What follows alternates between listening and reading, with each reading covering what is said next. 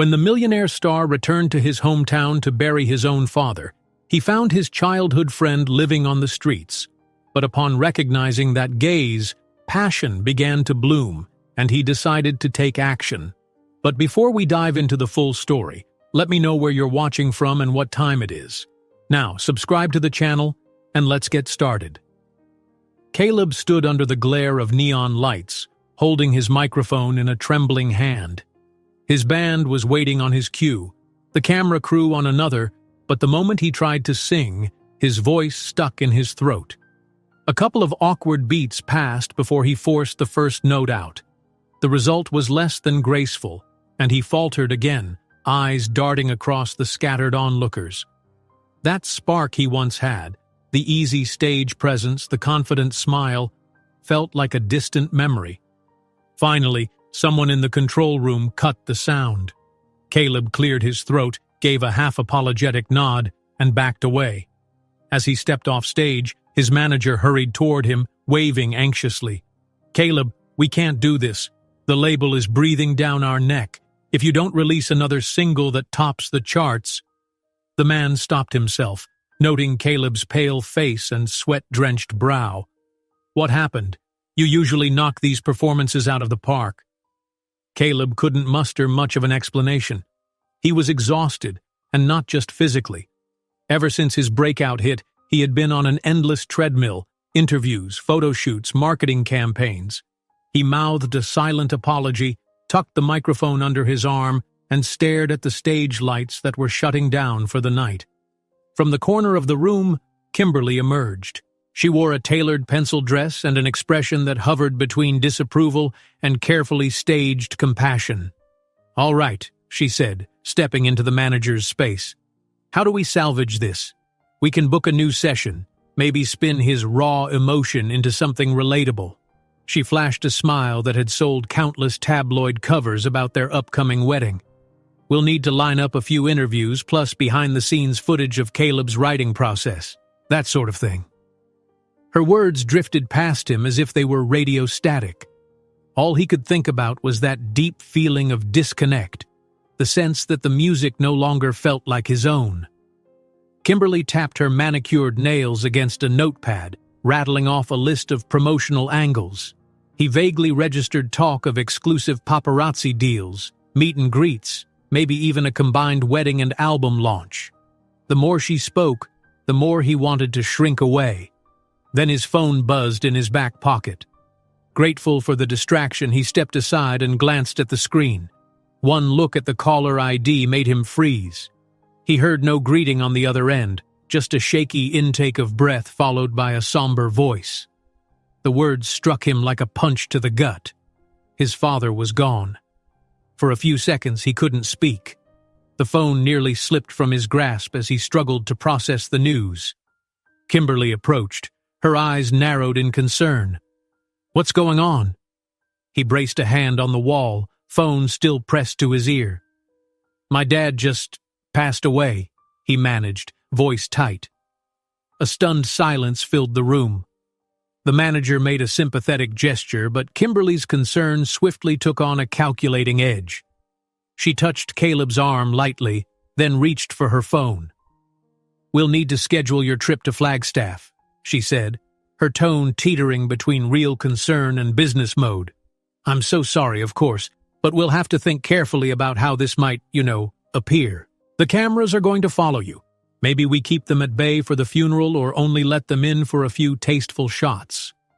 He stared at her, confusion and anger mingling in his chest. Did she really just suggest turning his father's funeral into a publicity stunt?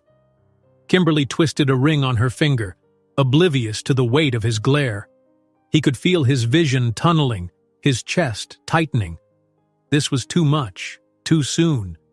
Yet in his grief, he didn't have the energy to fight her. He simply nodded once, a hollow gesture that gained him a sliver of space. Hours later, he was on the road alone, refusing Kimberly's offer to accompany him. He needed time to think. Driving out of the city, he glimpsed billboard ads bearing his face, the caption trumpeting the wedding of the year. The irony made him sick. With each passing mile, Skyscrapers gave way to open fields and winding roads, the air gradually losing its heavy, smoggy sheen. The sky was becoming a deep blue, hinting at the wide skies and crisp air he remembered from childhood. He switched off the radio, preferring the silence. Memories of him and his dad played in his mind like home movies, teaching him how to strum a guitar in the garage, going fishing by the lake, cheering at his first local talent show. The ache in his chest intensified. He hadn't visited in so long. He told himself there was never time. But was that really true? The sign for Flagstaff appeared along the highway, weathered around the edges. It brought an unexpected rush of comfort. Everything looked startlingly familiar.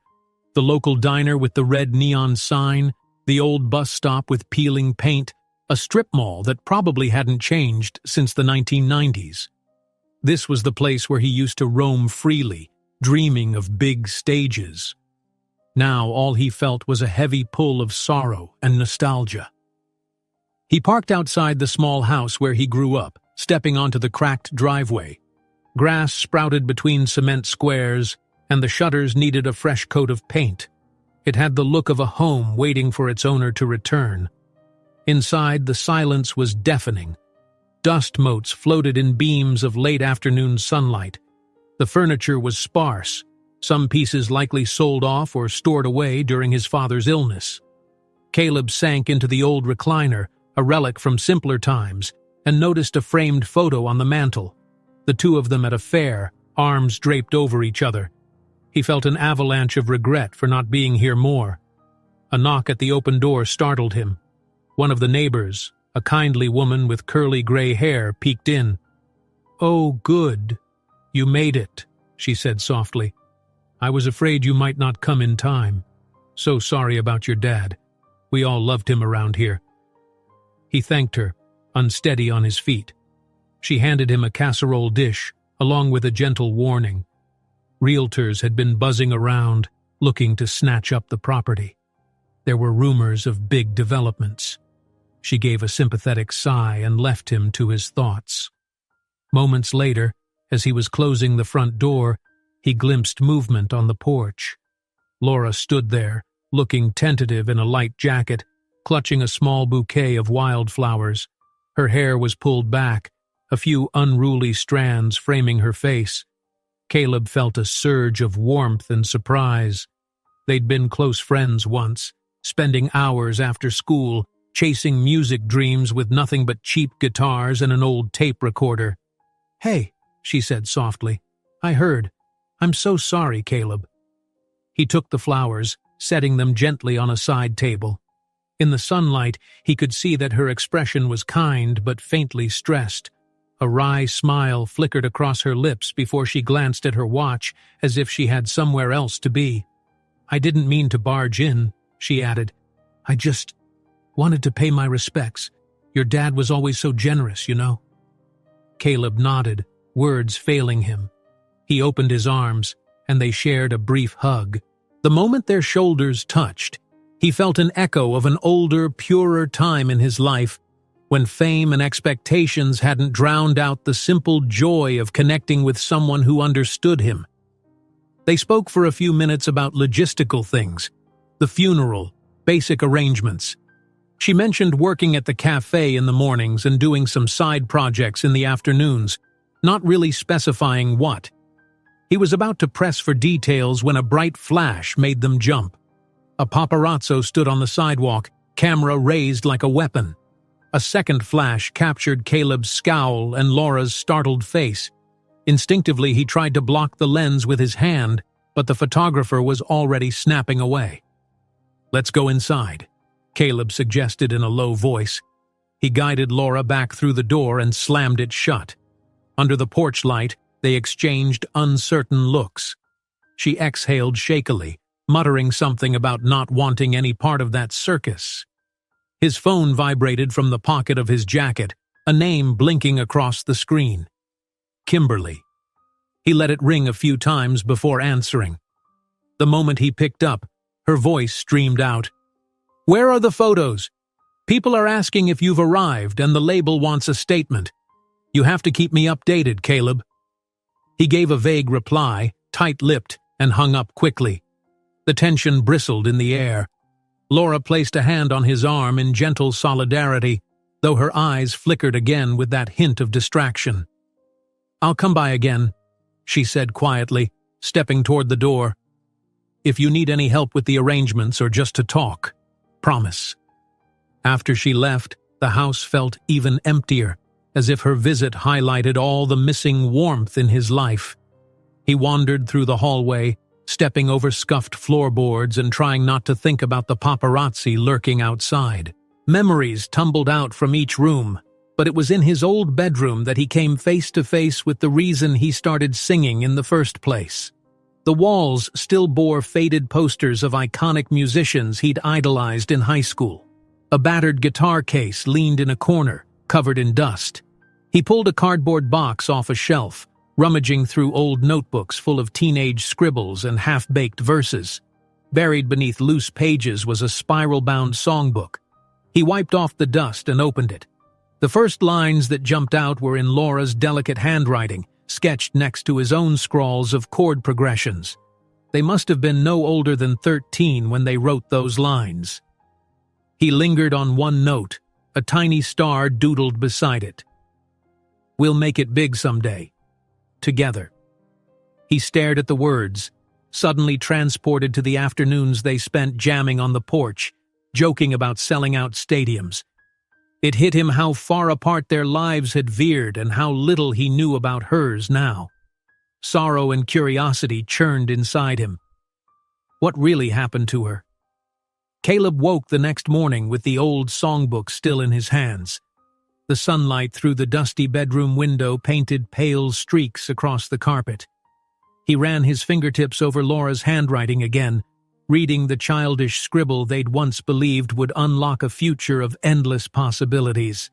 Sleep had been restless, full of blurred dreams about half-forgotten melodies and the echo of his father's voice.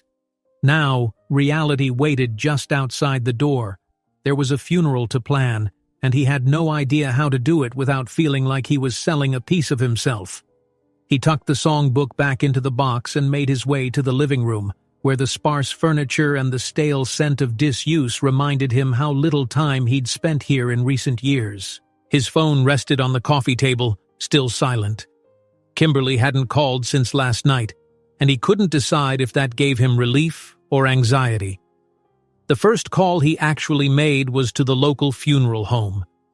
The director spoke in a kind, measured tone, guiding him through decisions he never thought he'd have to make alone.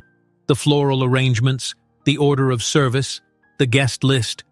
While the director patiently explained everything, Caleb kept trying to picture his father's face. He could hardly recall his dad as an old man. He still saw him as the vibrant, guitar-plucking father who'd once showed him the basics of every instrument in the house. The memory tightened his throat. Before lunch, Caleb drove to the funeral home to finalize details. The building smelled like polished wood and lilies. He stood in a small office, feeling lost, signing the paperwork mechanically. When he stepped back outside, the sun's brightness made him squint, and he swore he saw a camera flash across the street, probably a paparazzo. This was supposed to be a private time, and already he felt the weight of curious onlookers poking their lenses into his grief. He got back into his car and started toward the house, but halfway there his phone buzzed with Kimberly's ringtone. Bracing himself, he answered. "Where are you?" she asked. Her tone was crisp on the edge of irritation. "Just left the funeral home," he replied, fighting the surge of impatience in his chest. "Well," she exhaled, "I'm boarding a plane right now. I'm heading your way." He gripped the steering wheel. "Kim, this is just a small service. I really don't think—" She cut him off. "We can't ignore what's happening. There's a lot of interest in the wedding, and the press is already spinning stories about your father's funeral. If we don't control the narrative, they will." He bit back a retort. It was one thing for her to want to help with condolences, but quite another to see his loss as a publicity risk. He mumbled something vaguely polite and hung up, focusing instead on the quiet, tree-lined streets of Flagstaff. As he neared home, he noticed a figure sweeping the driveway. Laura. He parked and stepped out, watching her brush away fallen leaves and bits of trash that had gathered by the curb. She looked up, pausing mid-sweep. "Hey," she said, a cautious smile on her face. "I thought I'd tidy up a bit before everything starts tomorrow. I hope that's all right." He nodded, relief softening his shoulders. "Thank you. It means a lot." Putting the broom aside, she asked how the funeral plans were coming along. He told her the basics: times, music choices, what little there was to arrange. He noticed a flicker of worry pass through her eyes when she heard how small the gathering would be. But she simply nodded, accepting his decisions without question. He invited her inside, and they drifted into the living room. As they spoke, he picked up on small tells. She kept checking her phone, sighing under her breath whenever a text pinged, and politely declining any offer of a meal or drink. It was as if she didn't want to impose, or maybe she was anxious to get back to another responsibility she wasn't naming. The more he paid attention, the more he realized there was a weight on her shoulders.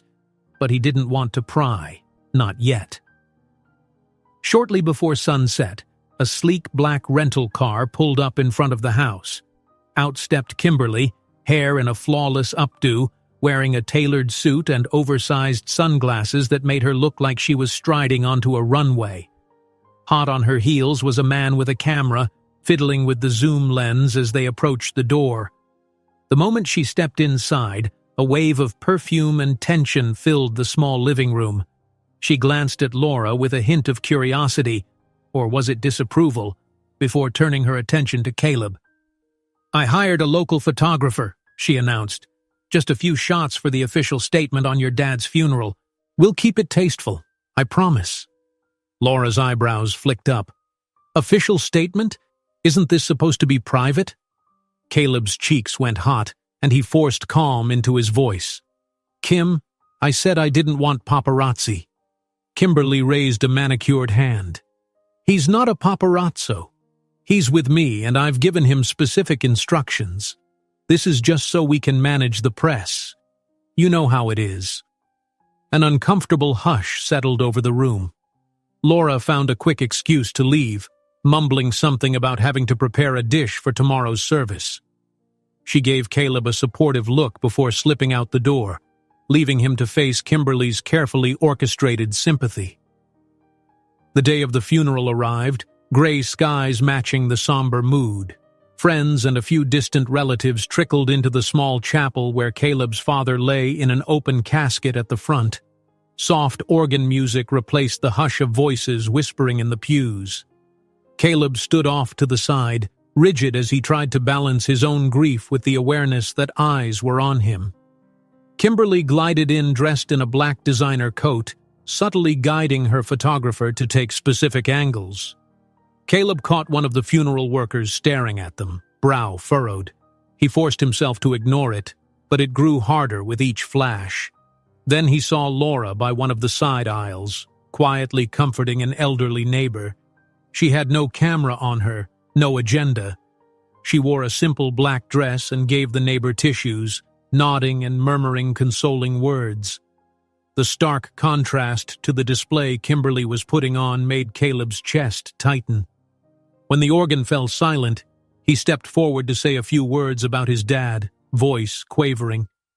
He kept it short, talking about shared fishing trips and backyard jam sessions, recalling how his father would always say, "If you have a song in your heart, sing it." A few sniffles sounded in the pews. Kimberly offered him a supportive nod, and the camera lens whirred again. He pressed his lips together, wishing he could ask them all to leave. After the service, people approached to offer condolences. Laura waited until most had gone before she gently squeezed his arm. "Are you doing okay?" He swallowed past the knot in his throat. I will be.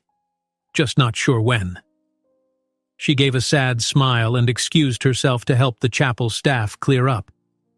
He watched her go, wondering why she constantly put other people's needs first. She had practically orchestrated every small kindness here, yet never mentioned needing anything for herself.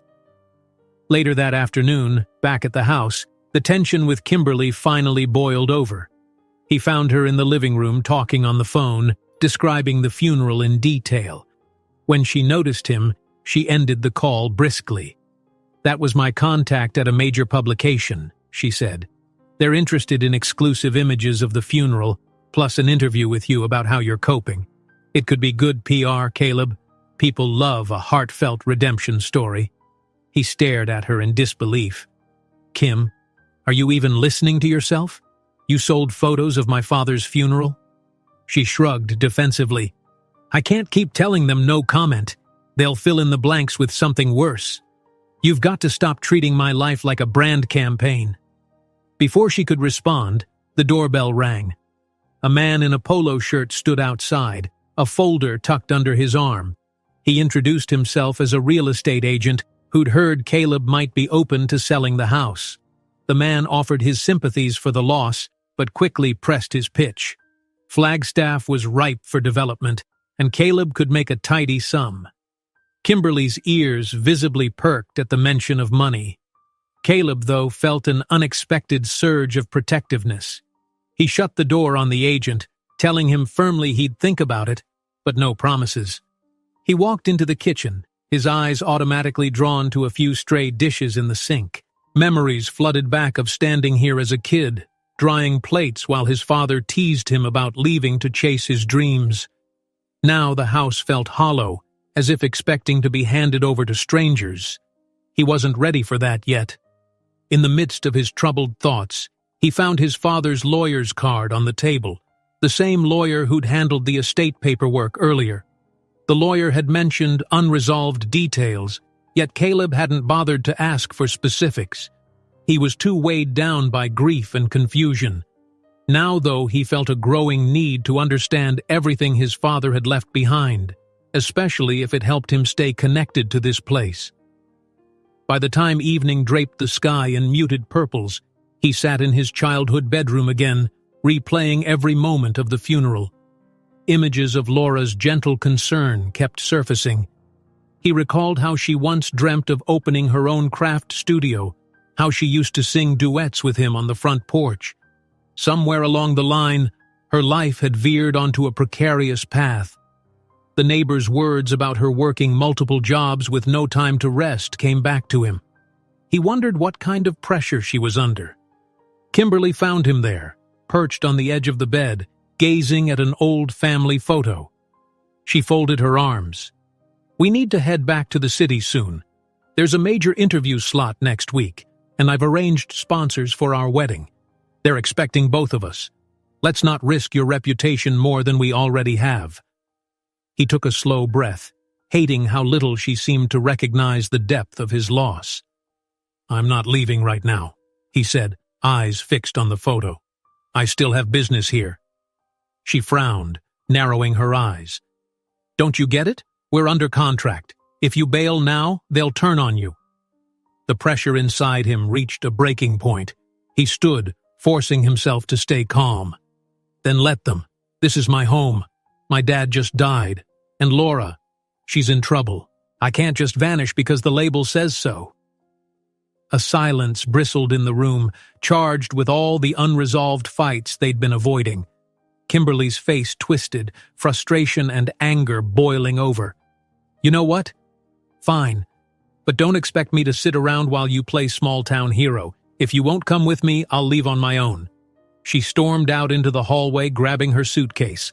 At the top of the stairs, she whirled back, voice shaking. "I'm giving you an ultimatum. You either follow me back in time for this high-profile interview, or we are done. I'll ruin your career if I have to." He followed her to the doorway, a grim determination in his eyes. "Do what you need to do. I'm not leaving yet." Caleb woke to the dull light of a cloudy morning and an eerie stillness in the house. Kimberly had left before dawn, leaving behind only a terse note on the kitchen counter. He read it twice, her words a mixture of guilt-tripping and frustration, but mostly a reminder that she wanted him back in the city. No mention of the funeral or his grief. He crumpled the note, tossed it in the trash, and sighed. He stepped outside to escape the tension pressing in from every corner of the house. The morning air in Flagstaff smelled of wet pine, a gentle drizzle darkening the pavement. As he strolled down the quiet street, he remembered days when he and Laura would roller skate here until the sun sank below the horizon. People waved at him from porches, some calling out condolences. Others asked if he might sing at the local bar again the way he used to in high school. Their warmth made him ache, reminding him what it meant to have real connections. He wandered further until he reached a worn metal fence near the abandoned playground. Rusted swings creaked in the breeze, exactly as he recalled from childhood. In his mind, he saw himself racing Laura to the swings, her hair bouncing as she laughed, the two of them competing to see who could soar the highest. Right then, his phone buzzed, shattering the moment. He saw the name of a record label rep flash across the screen. He pressed ignore without hesitation and watched a light drizzle of rain begin to spatter the empty seesaws. The streets were slick by the time he returned to his father's house. After changing into dry clothes, he made his way to the garage. The smell of sawdust and old oil lingered, and beams of pale light came through the dusty windows. This was where his dad had taught him his first chords on a cheap acoustic guitar. He remembered their jam sessions, the two of them grinning like kids at how perfectly father and son harmonies could blend. Cardboard boxes were stacked haphazardly by the workbench. Most were filled with tools and random knickknacks, but one box caught his eye. A tattered label read, "Memorial." Inside lay a few items meant for a small gathering: photos, a patchwork quilt his dad's friends had signed, a pile of sympathy cards from years ago when his mother had passed. Caleb's chest tightened, realizing his father must have kept these things to plan his own quiet goodbye to the world. His phone vibrated again. This time it was Laura. He answered quickly, the relief in his voice evident. She asked him to meet her at a cafe downtown so they could finalize a modest memorial service for a few close family friends who hadn't been able to attend the funeral. He agreed and hopped into his car, ignoring the drizzle. The cafe was warm and bustling, the scent of coffee and freshly baked pastries filling the small space. He spotted Laura at a corner table, flipping through a local newspaper. She smiled as he approached, though the shadows under her eyes hinted at some private worry. They greeted each other with a gentle hug that felt like slipping into a memory of comfort. They ordered coffee, then began discussing details. A small service in the old community hall, with photos of Caleb's dad displayed on easels, maybe a short speech from a longtime friend. Laura offered to handle decorations, her voice carrying a flicker of excitement. She'd always had an eye for simple, heartfelt designs. She tapped a pen against her notepad, scribbling ideas in neat handwriting. Caleb was grateful. He didn't have the emotional energy to coordinate much. As they talked, he noticed her phone screen light up multiple times with incoming texts. She glanced at it, frowning slightly before pressing it face down on the table. He said nothing, but the moment didn't go unnoticed. They left the cafe and headed to the local market together to buy flowers and a few supplies. Passing through the vegetable aisle, they bumped into an old friend from high school, Chris, who recognized them instantly. Chris laughed, teased them about being the dynamic duo who used to belt out songs at talent shows. Caleb forced a smile. It felt nostalgic and bittersweet all at once. Chris turned to Laura, voice a little too sympathetic. "Hey, if there's anything I can do to help, you just let me know, okay?" Laura quickly shifted her weight. "Thanks. I'm fine," she answered, forcing a light-hearted laugh. Chris patted Caleb on the shoulder and left, shooting him a look that hinted at deeper concern for Laura. They finished shopping, arms loaded with a few grocery bags, then drove to the community hall where they planned to hold the memorial. The wooden floors squeaked underfoot. Old photographs of past town events lined the walls, and the faint smell of furniture polish lingered in the air. While Laura arranged flowers in an old vase, Caleb unpacked photos of his father, each image tugging at a different memory. In one, his dad held a tiny Caleb on his lap, showing him how to hold a guitar pick. In another, they were at a local festival, smiling wide over a funnel cake. He felt his eyes sting. Laura sensed it, paused her task, and rested a hand on his shoulder. "You'll get through this," she said softly. "Your dad was proud of you, always said you could do anything." He gently squeezed her hand in thanks. Looking at her, he recalled the dusty box of lyrics back at the house. Maybe this was the right time to show her what he'd found. They worked into the late afternoon, hanging wreaths and pinning up pictures. By evening, the hall looked warm and inviting, just as he imagined his father would want it. They decided to lock up and finish the final touches in the morning. Outside, the setting sun cast pink and orange stripes across the sky. They walked together to their cars. Laura hesitated at her driver's side door, glancing at him as if she wanted to say something. He thought she might open up about her texts, her financial troubles, or something else that weighed on her. Instead, she just smiled a little sadly and said, "I'll see you early tomorrow?" He nodded. "Yeah, I can pick up some pastries from the cafe for the guests." She slipped into her car, and for a moment he watched her taillights disappear around the corner, a feeling of unresolved worry knotting in his stomach. Back at his father's house, he made a simple dinner of canned soup, then retrieved the old notebook from his bedroom. Songs from his youth, half-finished lyrics scrawled in messy pencil. He ran a hand over one page where he and Laura had written a short duet, lines echoing each other in a playful call and response. With a small, sad smile, he strummed a few chords on a spare guitar he found leaning against the closet wall. The melody came slowly, like an old acquaintance who'd been gone too long. Eventually, the words started flowing. Lines about dusty roads, familiar laughter, and how life can splinter the best of friendships. He lost track of time, letting the music carry him into the night. Even in his grief, a spark of creativity flickered to life. Finally setting the guitar aside, he checked the clock and realized how late it was. His phone lay silent on the table, so he took it, half expecting messages from the label or Kimberly. Nothing new from them. He felt a pang of relief followed by a sudden rush of unease.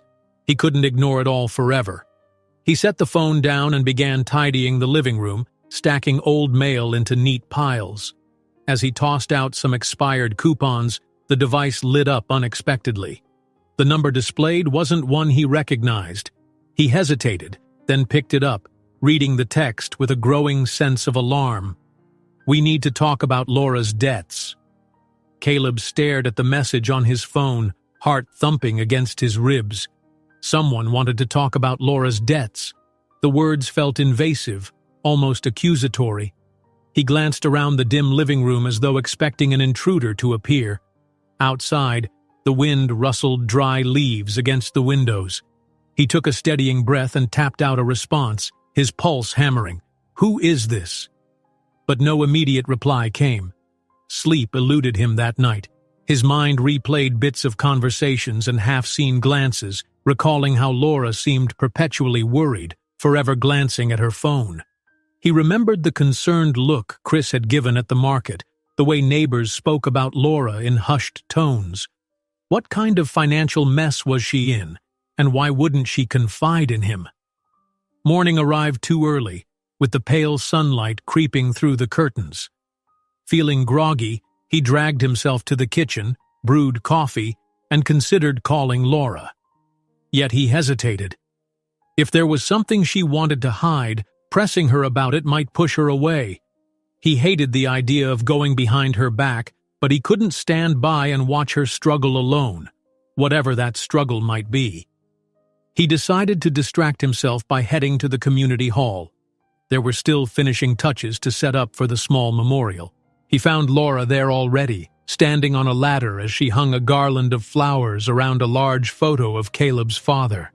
She smiled when she saw him but quickly got back to work. He offered to hold the ladder steady, grateful for something simple to focus on. They worked side by side, the air smelling of fresh-cut flowers and polished wood. Occasionally she'd pause to help him straighten a framed photo or adjust a wreath, and each shared moment felt fleetingly warm. But every so often her phone buzzed in her back pocket, and the shadow returned to her eyes. Once they finished, they stepped back to admire their work. Soft afternoon light spilled in through the tall windows, illuminating the photos of Caleb's father. Music equipment rested in a corner, an old speaker, a microphone stand, and Caleb's guitar. At Laura's suggestion, he'd agreed to play a short, heartfelt tribute later in the day. He glanced at her. "You've done so much. Thank you." She shrugged, a faint tremor in her voice. "You know me. I like to help." Then, avoiding eye contact, she started tidying stray ribbons. He cleared his throat, heart pounding. "Laura, is everything okay?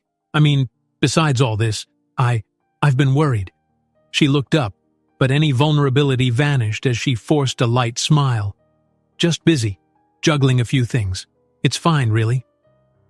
Before he could probe further, the community hall doors creaked open. A slender man in a white shirt and tie stepped in. Spotting Laura, he raised a clipboard like a summons. She stiffened, the color draining from her face. Caleb's instincts flared. "Who are you?" The man gave a polite but firm nod. "I'm here on behalf of a lending agency. I needed to deliver some documents to Miss Laura." He trailed off, noticing Caleb's protective glare. Laura descended from the small platform, shoulders tense. "I told you I'm working on it," she muttered. "You didn't have to come here. I'm sorry, but our office can't grant more extensions. I just need your signature to acknowledge receipt." He flipped through papers with practiced efficiency. Caleb felt the anger roil in his gut. "She said she'll handle it. Isn't that enough?" The man glanced at him, raising an eyebrow. "The account is past due, and the property is at risk. We can't just ignore that. Miss Laura, please sign at the bottom so we can confirm you've been notified." Caleb wanted to yank the pen away, but Laura, face taut with shame, signed the form. The man thanked her, turned on his heel, and left. As the door clicked shut, Caleb reached out to her, but she folded her arms, every inch of her bracing against comfort. "You didn't have to see that," she said quietly, staring at a crack in the polished floor.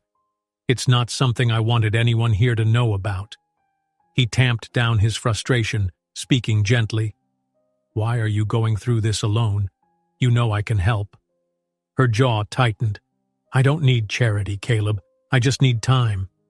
He tried to counter her, but a few local folks arrived just then, stepping in with polite greetings for the memorial setup.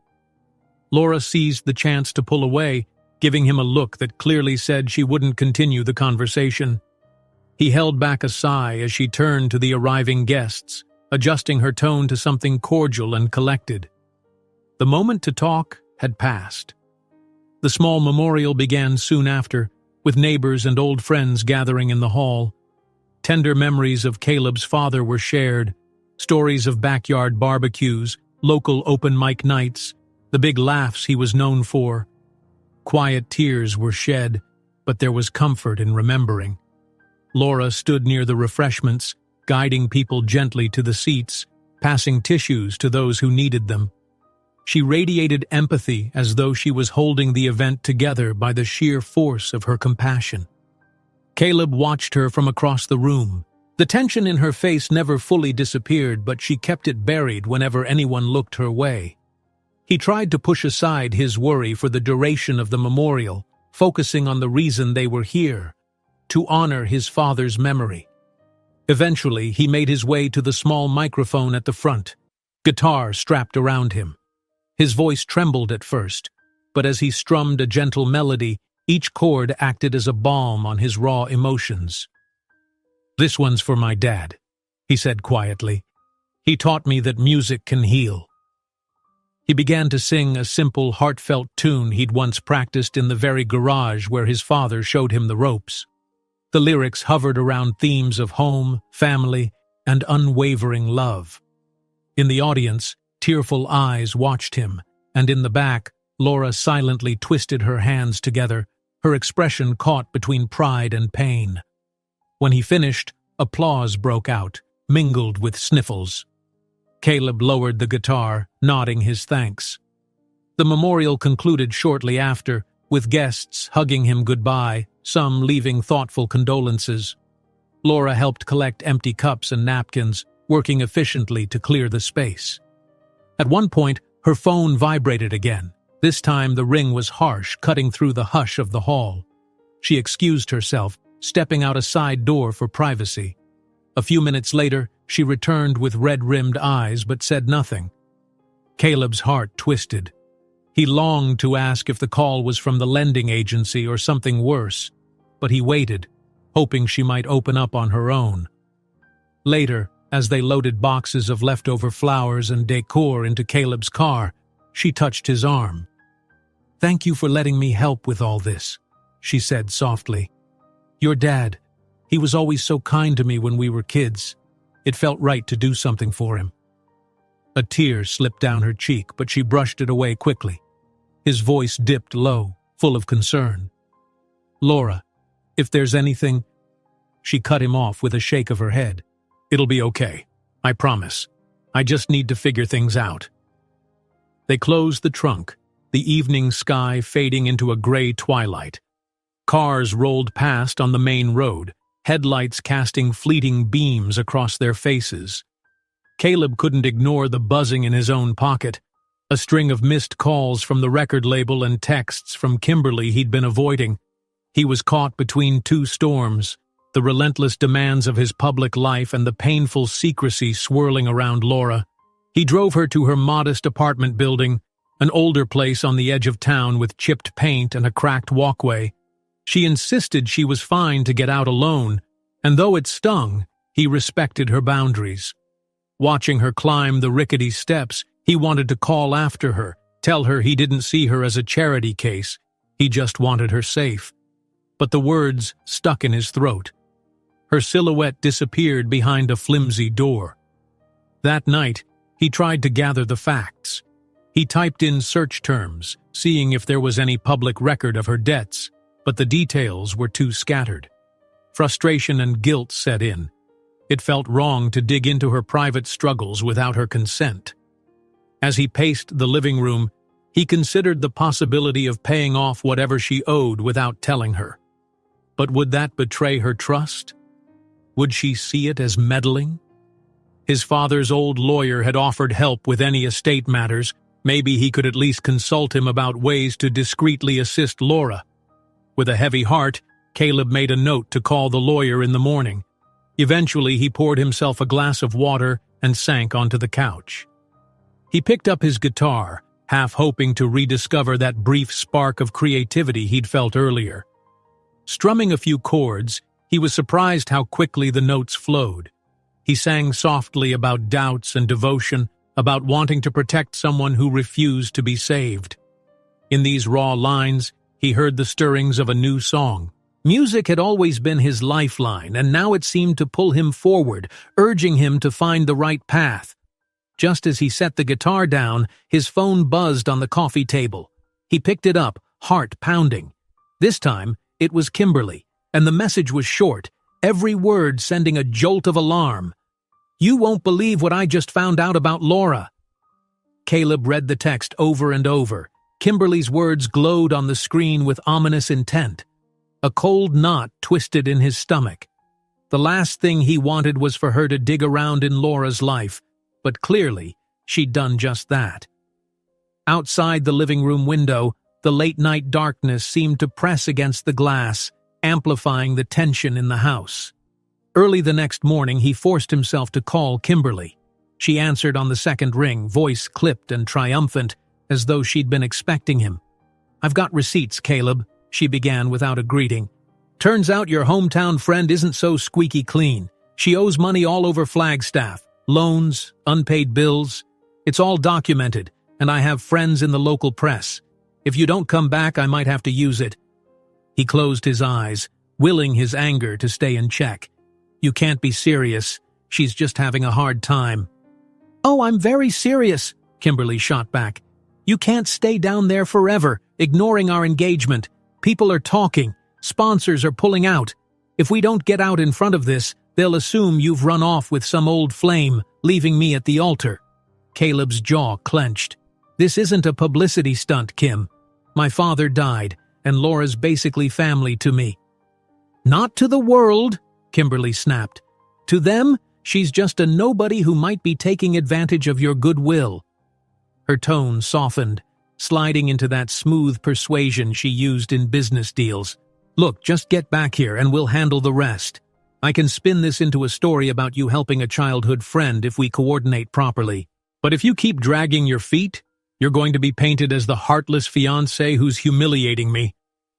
He gripped the phone until his knuckles ached. "I'm not leaving Flagstaff yet." Then he hung up before she could respond. His heart hammered in his chest. Kimberly wasn't bluffing. She'd spread whatever rumors she needed to protect her image, and Laura could be dragged through the mud in the process. Not long after, he drove to the local park, where he'd arranged to meet his father's lawyer.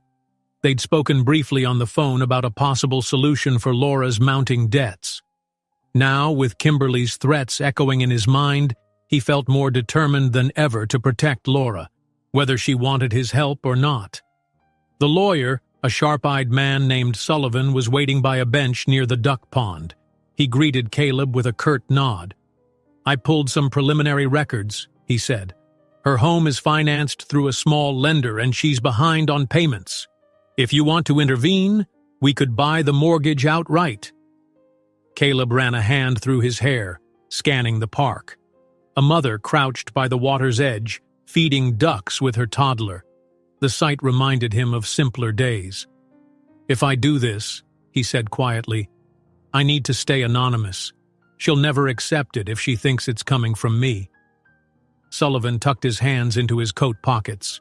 "We can set up a limited liability company, hide the purchase that way, but it has to be done carefully, and I'll be frank, if she finds out later, there could be backlash." Caleb swallowed hard. "It's a risk I'm willing to take. She's about to lose her home." Sullivan nodded. "I'll make a few calls. We'll do this quietly." Before they parted, Caleb studied the lawyer's face for any sign of judgment. Sullivan simply looked determined, maybe a little concerned. Caleb thanked him and walked back to his car, deciding that if saving Laura's house meant risking her anger, he could live with that. It had to be better than letting her end up homeless. That afternoon, a message popped up on Caleb's phone, a link to a gossip site. The headline read, "Trouble in Paradise? Singer Caleb Remy stranded in Flagstaff with mystery woman." Beneath it was a blurry shot of him helping Laura load flowers into his car, taken after the memorial. The article hinted that Laura was a secret girlfriend while Kimberly was left in the city, heartbroken. He felt rage coil inside him, but also fear. Kimberly was no doubt behind this sudden flurry of speculation, feeding the tabloids half-truths. If he stayed silent, the narrative would spiral out of control. If he spoke up, the scrutiny on Laura would only intensify. For a moment, he considered calling Kimberly again to beg her to back off, but he knew it wouldn't help. She saw all of this as a game of leverage. Unable to focus, he left the house and strolled into downtown Flagstaff. The small shops and historic facades felt like a balm compared to the city's cutthroat atmosphere. He stopped by a bakery, grabbed a cinnamon roll, and tried to quell the knot in his stomach. As he glanced around the town square, he spotted Laura near a corner bench, hunched over, the phone pressed to her ear. Even from a distance, he could sense her frustration. He slipped across the street quietly, catching fragments of her conversation. "I told you I can't do that. I just need more time," she was saying, her voice trembling. Finally, she ended the call and buried her face in her hands. Caleb approached gently. "Laura?" She snapped her head up, hastily wiping her eyes. "Oh, hey," she murmured, trying to sound casual. "Just another reminder that I'm behind on everything, I guess." Her laugh was hollow. "Are you—" He caught himself, swallowing the urge to offer money directly. Instead, he sat beside her. "I'm sorry you have to go through this." She mustered a shaky smile. "It'll pass. I just have to figure something out." Then she noticed his phone still displaying the gossip headline. Her face fell. "That's about me, isn't it?" He locked the screen. "It's just trash talk. Don't pay attention." She stared at a passing car, jaw tight. "Caleb, maybe you should go back to the city." The more you stay here, the worse they're going to make me look." She exhaled slowly. "I don't want you dragged into my problems." He was about to protest when Kimberly herself turned the corner, stepping out of a sleek black rental car with a camera-toting man at her side. She spotted Caleb and Laura immediately, her eyes narrowing. "Unbelievable," she said loud enough for passers-by to hear. "You're just sitting here, parading your affair in broad daylight?" Caleb jumped up, anger simmering. "We're talking, that's it. Why would you bring a cameraman?" Kimberly tossed her hair over her shoulder. "Because the press is waiting for clarity, and I intend to give it to them."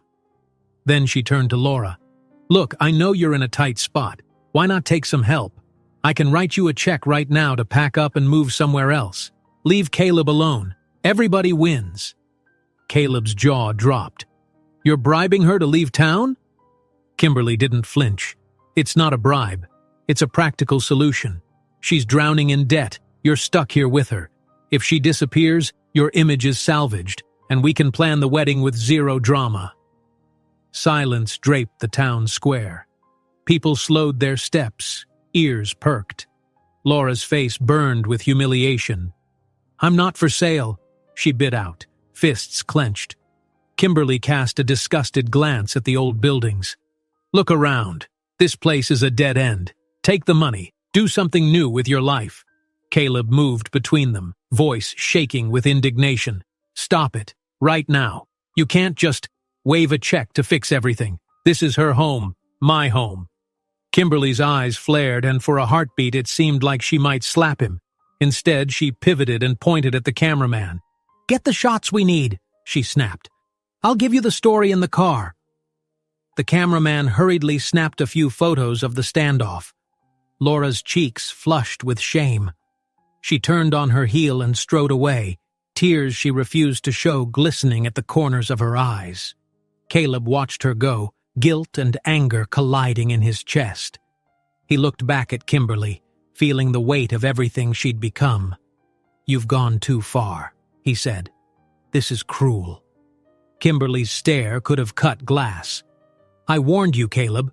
If you won't be my partner in this, I'll protect my interests alone." With that, she marched back to her rental car, the photographer scrambling after her. Alone in the square, Caleb's ears still rang with the confrontation. Bystanders whispered, some shaking their heads. He forced himself to move, to find his own car and drive away, but every block he passed echoed with the memory of Kimberly's threats and Laura's hurt expression. When he returned to his father's house, he found a message waiting from Sullivan. The lawyer had made progress in securing the mortgage for purchase. If Caleb wanted to proceed, the paperwork would be ready soon. He sank onto the old couch, relief warring with dread. This might be the only way to protect Laura from losing her home, but if she discovered he had orchestrated it, would she ever forgive him? Darkness fell before he mustered the resolve to call Sullivan back. "Do it," he said quietly. "Buy out her mortgage. I'll transfer the funds tonight, but don't let my name appear anywhere. Make sure it's airtight." He hung up, the enormity of his decision crashing over him. He was effectively rewriting Laura's life without her consent. It felt both right and wrong at the same time. Exhausted, he leaned back and stared at the ceiling, remembering their teenage afternoons writing songs, believing life would never tear them apart. Much later, an email alert chimed. It was from Sullivan, confirming the transaction would finalize the next day. Caleb stared at the screen, hands trembling slightly on the keyboard. He whispered into the stillness of the house, "I hope she understands why I had to do this." Just then, his phone buzzed again with a message from Sullivan. "All set. The mortgage will be transferred into our LLC tomorrow morning." Caleb read it twice, a swirl of anxiety and relief tangling in his chest, and he wondered how Laura would react when she finally learned her home was saved and that he'd been the one to do it. Caleb woke to the quiet hum of the heating vents, the house dimly lit by the soft light seeping through the drawn blinds. He rubbed the sleep from his eyes, remembering in a rush what had transpired the day before. the secret purchase of Laura's mortgage, Kimberly's tirade in the town square, and the uneasy sense that everything was on the verge of falling apart. The phone lay on the coffee table, screen dark, as though waiting for the next wave of complications to flood his life. He dragged himself to the kitchen and poured a cup of coffee, staring at the chipped mug handle as steam curled into the air. Somewhere under the weariness, a faint ember of relief glowed. Laura's house was safe now, even if she didn't know it. Yet that ember was smothered by doubt. He envisioned her reaction if she discovered that he'd gone behind her back, meddling in her financial affairs. Would she understand his motives, or see it as a betrayal of her pride? He set the coffee down and called the lawyer, Sullivan, to confirm the paperwork had officially gone through. The phone rang once before Sullivan answered, sounding brisk but cordial. "All done," Sullivan said. "The property is now under our LLC. We'll handle the monthly notices so Laura doesn't receive default letters anymore. She'll be protected from foreclosure." Caleb exhaled, relief flickering in his chest. "Thank you. I appreciate everything. There's one detail, though," Sullivan added, lowering his voice. "I'd be cautious. Flagstaff is a small place. Word might get around that the mortgage changed hands. If she investigates, she could trace it back to us." "I'll deal with that when the time comes," Caleb said softly, ending the call. The rest of the morning passed in a haze of half-hearted attempts at routine. He tried writing in his old notebook, but lyrics kept tangling into anxious knots. Every so often he checked his phone, half expecting a new text from Kimberly threatening to expose him or from Laura unraveling the truth. By noon, he couldn't take the tense quiet any longer and decided to step out. He drove aimlessly, letting the small-town roads lead him past the diner, the craft store, the thrift shop, places that hadn't changed much since high school. Eventually, he pulled up in front of an unremarkable brick building, the local lender's office, the same place that had sent a representative to confront Laura. He hesitated, then turned off the engine. If the mortgage was no longer in default, maybe he could confirm that Laura wouldn't be bothered anymore. Inside, the office buzzed with the subdued energy of phone calls and the tapping of keyboards. A receptionist looked up as he approached, recognition flashing in her eyes. Small towns never forgot a face, especially a once local kid who'd made it big. She forced a polite smile. "Can I help you, Mr. Remy?" He cleared his throat, maintaining a calm facade. "Yes, I just wanted to check on an account. For Laura Roberts." He braced himself, prepared to hear that confidentiality would prevent them from sharing details. Instead, the receptionist narrowed her eyes. "I'm afraid that account was transferred just this morning. We no longer have jurisdiction over it." She tapped her screen a couple of times. "All inquiries should be directed to the new owner." Caleb gave a tight nod, trying to appear casual. "Right. Do you know if Miss Roberts was informed?" She shrugged.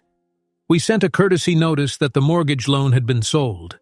That's standard procedure." His stomach twisted. A courtesy notice.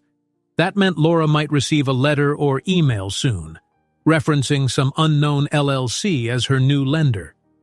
He thanked the receptionist and left, the crisp air biting at his cheeks. If she'd already gotten the letter, he hadn't heard from her about it.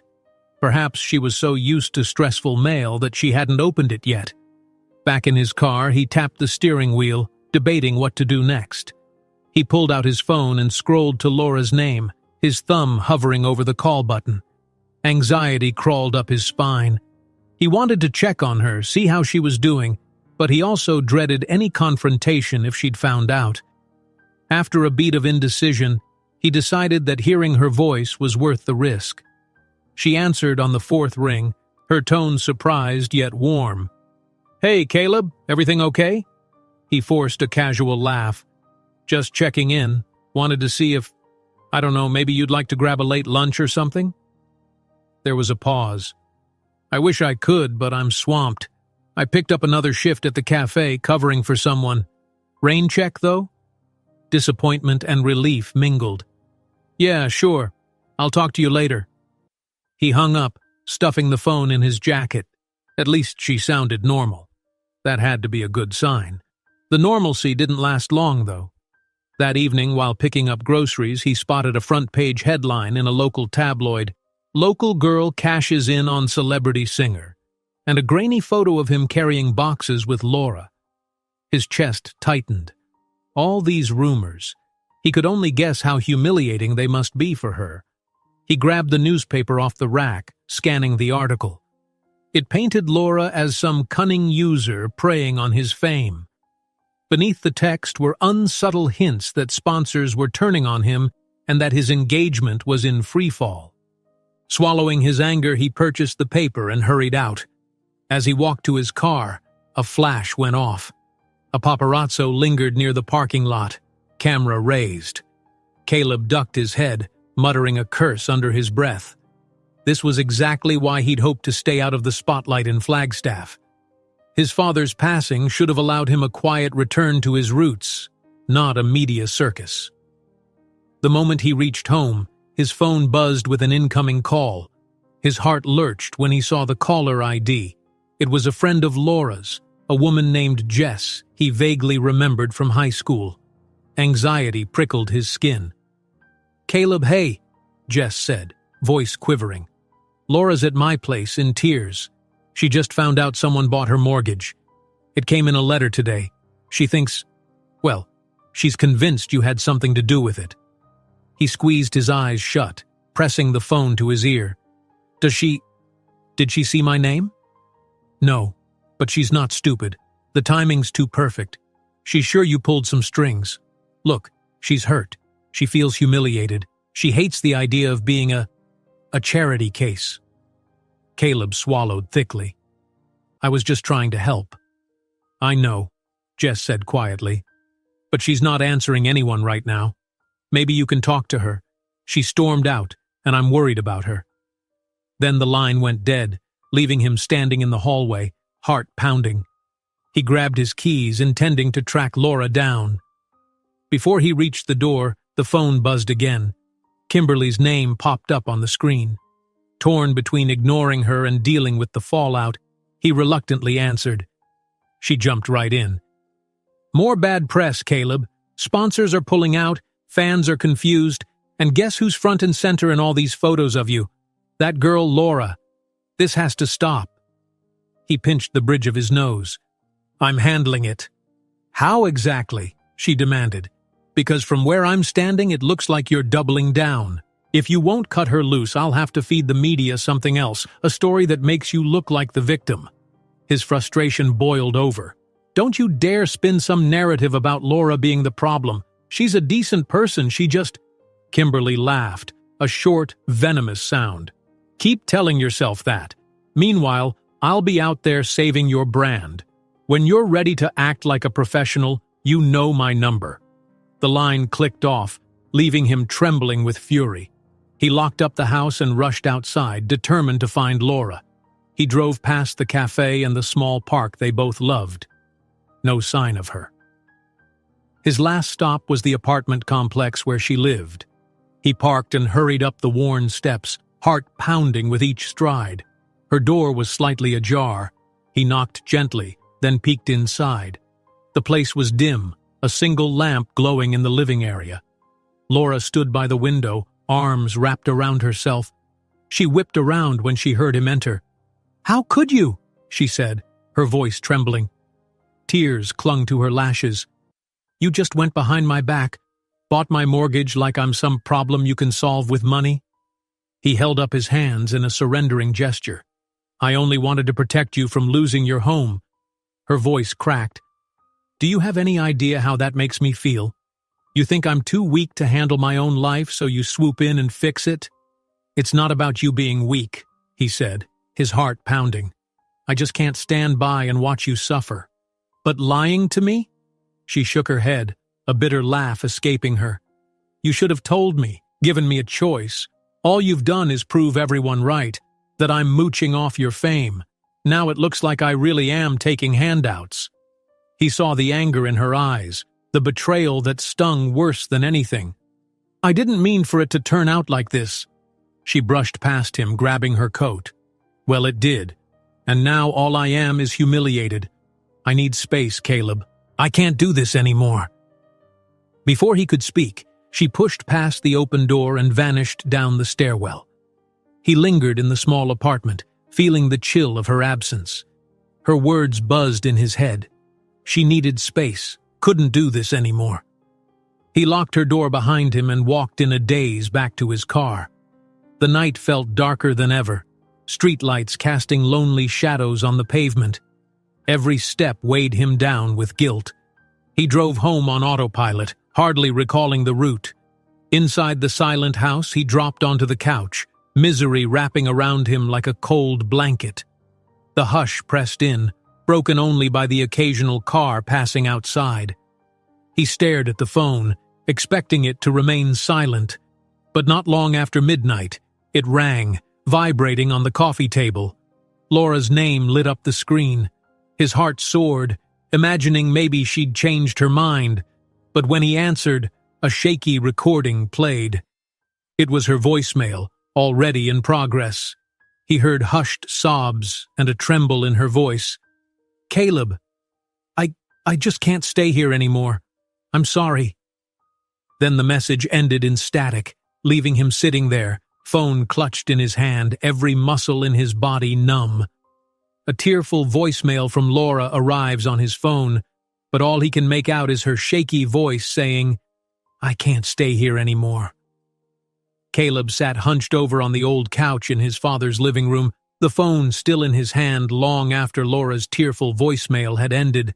Her shaky words repeated in his head, "I just can't stay here anymore." He stared at the dim reflection of himself in the TV screen across the room, feeling impossibly small and helpless. Outside, a car rumbled past, headlights flickering through the curtains. A shiver ran down his spine. Laura was gone, and he had no idea where. He made a dozen calls that night. Her phone went straight to voicemail. Jess hadn't heard from her since that afternoon, and none of the neighbors had any clue. Desperation began to settle in, and the walls around him felt like they were closing in. She'd vanished, all because he tried to help in a way that backfired and wounded her pride. At the crack of dawn, he was already out, driving through Flagstaff's quiet streets. He stopped by Laura's apartment complex first, climbing the creaking steps 2 at a time. He knocked on her door, half expecting she might be locked inside, refusing to answer. But there was no response, and the hallway seemed to echo with emptiness. A note was taped to the door, mail to be held, on extended leave. Written in her neat handwriting, it only confirmed she'd planned an exit. He didn't know whether to feel angry or guilty. Probably both. He pressed his forehead against the chipped wood. "Laura," he whispered, "I'm so sorry." Eventually he turned away, his footsteps heavy as he descended the stairs. Down on the curb, the morning light spilled across the sidewalk. He pulled out his phone and checked the news feeds. The tabloids were swirling again, picking apart his relationship with Laura, framing her disappearance as some cunning ploy or a lover's quarrel. The speculation made him feel sick. He pictured her reading these headlines, heartbroken and alone, fleeing town in shame. Then, as if on cue, his phone buzzed with a fresh onslaught, dozens of missed calls and texts from Kimberly. Probably more demands, more threats. He considered blocking her entirely, but a small part of him knew he had to face this. If he kept avoiding everything, he would lose the last shreds of control over his own life. He returned to the car, bracing himself, and finally dialed Kimberly back. She answered on the first ring. "Caleb," she said, exasperation dripping from every syllable. "At least you picked up. I've been trying to reach you all night." "Laura's missing," he replied bluntly, not waiting for niceties. "She left, and I'm not playing this media game anymore." A pause. "If she's gone, that's one less PR disaster to manage," Kimberly muttered. "And as for the media game, you can't just walk away. Our wedding's in a few months. Sponsors are already threatening legal action if you breach." A sudden pressure seized his chest, and his breath caught. He fumbled to turn off the car's ignition, the keys jingling in his shaking hand. Adrenaline surged, but so did an odd dizziness that made his vision momentarily blur. "Caleb?" Kimberly's voice grew distant. "Hello? Are you even listening?" He forced a deep breath. "I can't do this." His voice cracked, and he realized how unsteady he sounded. "Caleb, calm down. Look, let's be practical."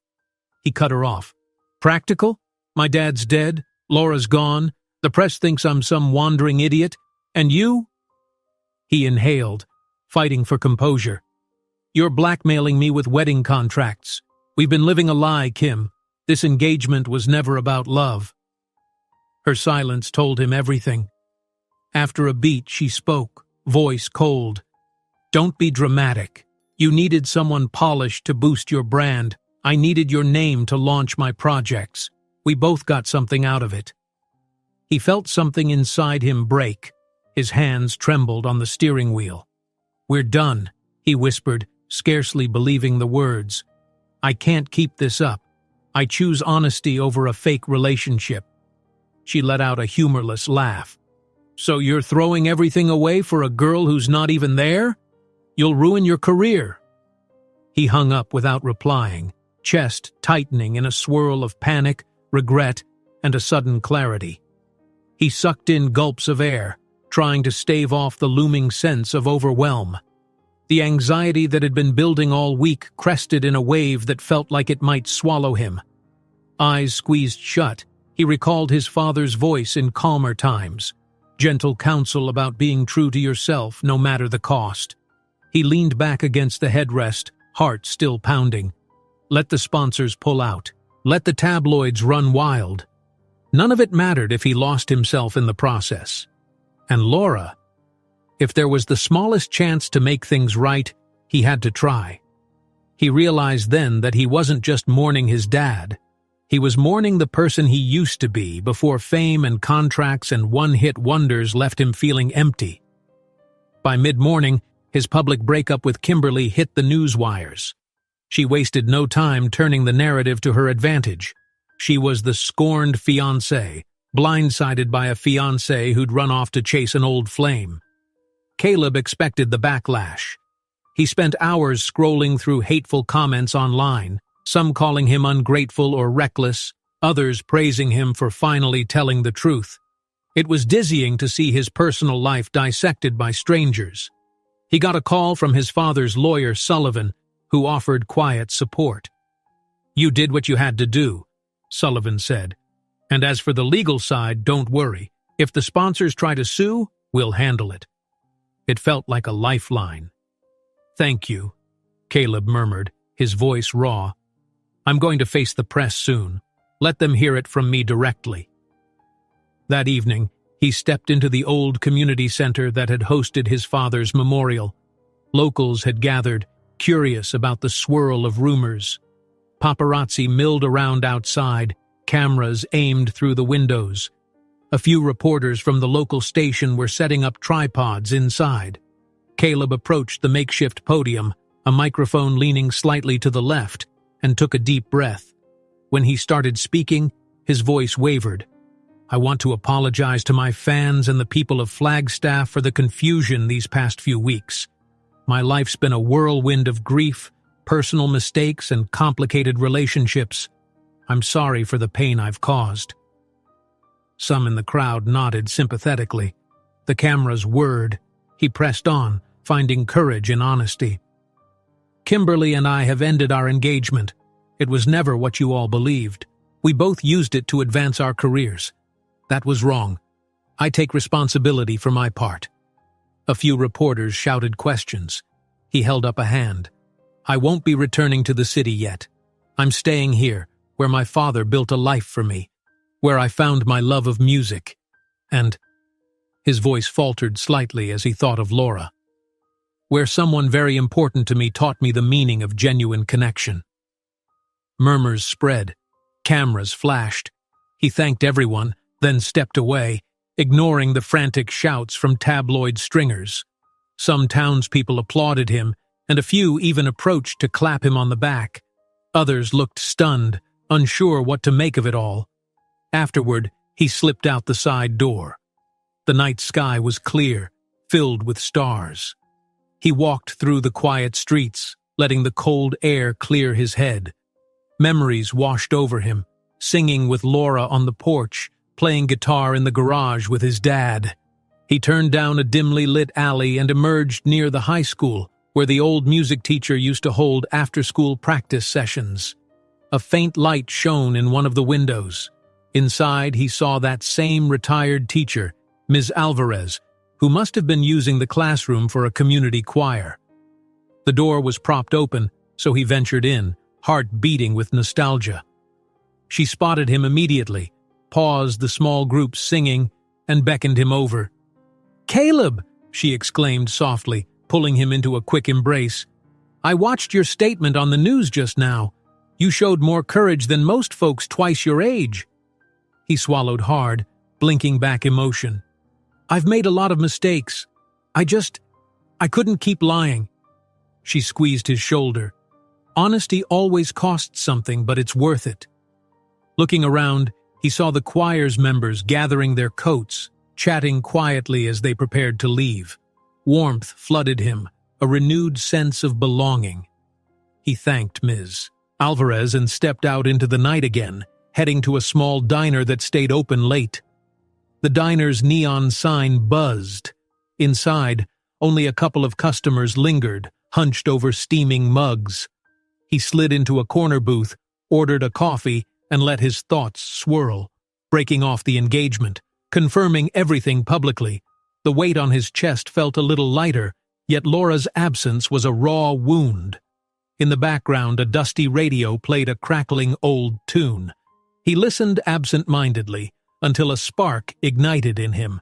A line formed in his mind, a possible lyric.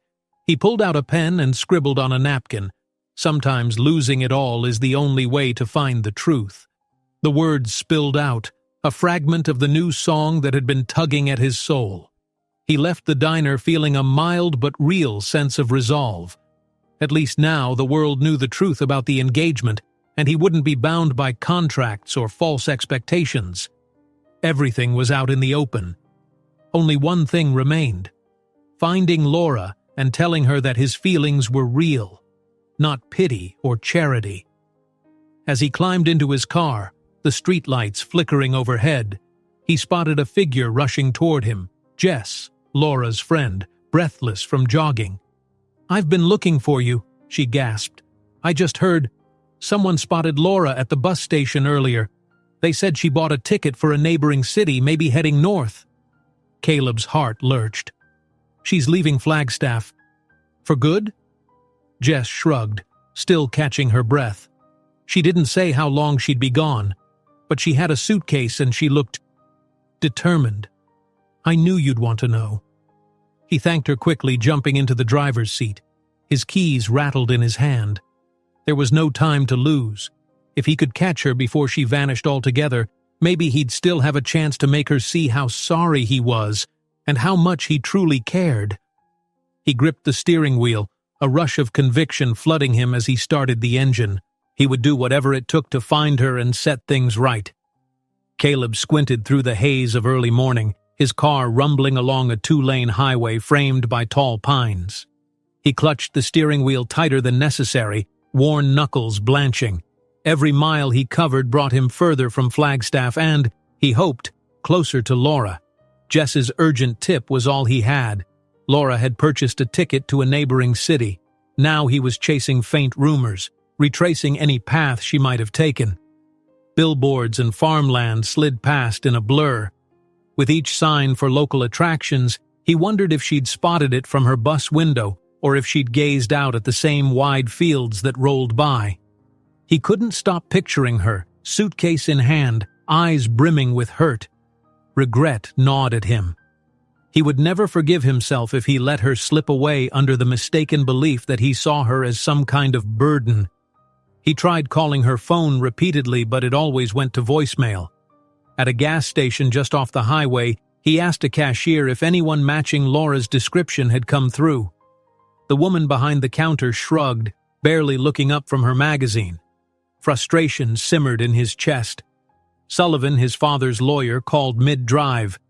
Caleb reluctantly pulled over, parking in front of a rundown diner with a flickering neon sign. Rain drizzled on his windshield, and he hunched over the steering wheel as he answered. "Caleb," Sullivan began, "I know you're in the middle of something, but the sponsors your ex-fiancé lined up are taking legal steps. They're accusing you of breach of contract. It's possible you'll face some heavy fines." Caleb closed his eyes, exhaustion weighing on him. "I figured as much. Can we stall them?" "I'll do what I can." Sullivan hesitated. "I heard from some media contacts. They're on your trail, hoping to catch you and Laura together for some sensational story. Be careful." A wry smile tugged at Caleb's mouth. He'd spent years wanting media attention to validate his music, and now it followed him like a hungry wolf pack.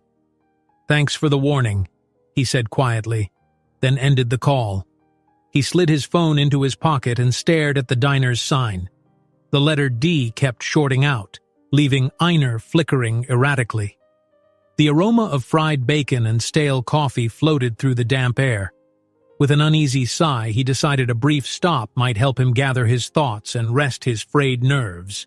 Inside, he found a booth by the window. The server, an older man with a salt-and-pepper mustache, refilled his coffee mug twice without comment, sensing the tension clinging to him.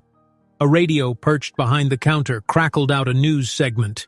Caleb could hear distant mentions of his name. He winced and turned away. He considered calling Kimberly, some wild last-ditch effort to make her withdraw her attacks and let him handle his personal life. But even the thought made his stomach churn. She'd already made it clear. She'd do anything to preserve her brand, and if that meant smearing Laura, she wouldn't hesitate. Outside the window, a rusted pickup rolled into the gravel lot. Its driver hopped out, wiping rain off his jacket before entering. Caleb watched him approach the counter and converse with the server in hushed tones. A minute later, the man ambled over to the booth, hat in hand. "You're that singer fella, right? Saw you on TV with the big city fiancé." He scratched at his chin. "Word around here is you're looking for someone?" Caleb stiffened. "Yeah, an old friend. She might have come through this way. Brown hair, about so tall." He trailed off, uncertain if trusting a stranger was wise. The man nodded slowly. "Might have seen her. Yesterday, I gave a ride to a young lady from the bus station. Said she needed to head north. She looked mighty upset." He hesitated. "Said she was going off to a little place her family used to stay at near the forest. Could be a cabin or something." Caleb's pulse fluttered. Laura had once mentioned a family retreat, though she hadn't been there in years. "Do you remember any more details? A name or a road sign?" The man scratched his head. "She had me drop her near an old logging trail up by the hills, talked about a big pine tree at the turnoff. Couldn't tell you the exact route, I'm not from here. But she was real polite, tipped me with a couple of homemade bracelets. Seemed like she wanted peace and quiet." Emotion swelled in Caleb's throat. Laura was always thoughtful like that, even under stress. "Thank you," he murmured, reaching into his pocket for a tip of his own. The man shook his head, refused politely, and shuffled back to the counter. Caleb grabbed his coat, left some bills on the table for the coffee, and hurried out into the drizzle. Navigating the mountainous back roads proved tricky, and the sporadic rain turned the dirt paths into muddy tracks. More than once his tires skidded, spraying mud against the undercarriage, but he pressed on, fueled by a fierce determination. If Laura had sought refuge in an old family cabin, she must have felt cornered indeed. Shadows grew long as daylight waned. Tall pines loomed, branches swaying in the damp wind. The map on his phone flickered in and out of service, forcing him to rely on hazy recollections of hiking trips and the scattered clues from the diner man. He passed weathered signs pointing to campsites and abandoned logging roads. Eventually, he spotted a lonely pine tree larger than any he'd seen. Its trunk split at an odd angle, giving it a distinct silhouette. Beside it, a narrow lane wound deeper into the forest. His headlights illuminated the dripping undergrowth, and branches scratched at the car's sides as he inched forward. Night fell faster under the canopy, making every shape sinister and unfamiliar. The road ended abruptly in a grassy clearing, and beyond that, a faint footpath meandered between the trees. With no other choice, he parked, grabbed a flashlight from the trunk, and stepped into the hush of the forest. His shoes sank into wet leaves, the pungent scent of earth filling his lungs. A few times he thought he heard twigs snapping in the distance, but it might have been startled wildlife darting away from his approach. He kept moving, calling Laura's name softly, though his voice vanished in the thick darkness. Just when despair began to weigh heavily on his shoulders, he glimpsed a faint glow ahead, like the pale flicker of a lantern through the trees. Cautiously, he forged ahead, breath hitching at the prospect of finally seeing her again. A small structure took shape, a rustic cabin with a battered porch. The glow came from a single window, curtains drawn, revealing only a sliver of light. Relief and nerves warred inside him. He climbed the rickety steps, heart hammering in his throat. Rain trickled off the roof's overhang, pattering into a puddle by the porch. He raised a hand to knock, but hesitated. What if she didn't want him here? What if she slammed the door, refusing to speak to him? His pulse thrummed, and he swallowed hard, mustering courage. He rapped softly on the weather-beaten wood, his heart thundering in his ears. A few seconds passed, like an eternity. Shuffling footsteps sounded inside. He held his breath as the door unlocked with a click, the knob turning slowly. Then, in a wedge of lantern light, the door inched open. The cabin door cracks open, and Caleb sees a familiar silhouette, leaving him breathless with relief and fear of rejection all at once. Caleb stood on the rickety porch, rain dripping from the cabin's overhang onto the back of his neck. The door eased open, and Laura's face came into view, half lit by the glow of a small lantern behind her. For a moment, neither of them spoke. She looked tired, eyes rimmed with red as if she'd been crying, and her arms were folded tight across her chest. He realized he was holding his breath, poised between relief that he'd found her and the dread that she might slam the door any second. She finally broke the silence. "You drove all this way." He exhaled. "I had to see you," he said softly. "I couldn't just let you leave without at least trying to explain." Her gaze flicked to the shadows of the forest beyond the cabin, then settled on him again. "I'm not sure there's much left to say. You went behind my back and turned my life into a spectacle." Her words stung. Caleb bowed his head, raindrops trickling off the tips of his hair. "I know," he murmured. "I can't apologize enough for how I handled everything. I should have told you about buying the mortgage. I just wanted to make sure you didn't lose your home." She lifted her chin, the tension in her shoulders palpable. "You thought I'd appreciate a handout, that I'd be grateful you swooped in like some hero? You left me no choice but to feel—" She trailed off, voice catching. "Humiliated." He took a tentative step forward, the boards creaking beneath his feet. "I understand why you see it that way. It wasn't about pity, though. It was about—" His voice wavered. "It was about caring. I watched you struggle, and I couldn't stand by." She kept her arms crossed, blinking as rain splattered gently onto her forehead. Behind her, the lantern's flame fluttered, casting dancing shapes across the cabin walls. "Caring doesn't mean controlling someone else's life," she said quietly. "Did you think about what it would cost my pride, my sense of independence?" He swallowed hard. "I did. But my fear of losing you was stronger than my concern for your pride. I couldn't let you go under, not when I had the power to help." Something in her expression softened, just a fraction, and she stepped aside. "You're getting soaked," she said in a subdued tone. "Come in before you catch pneumonia." He hesitated, then stepped into the cabin. The space was small, a single room with a simple wooden table, a cot in the corner, and a tiny kitchenette.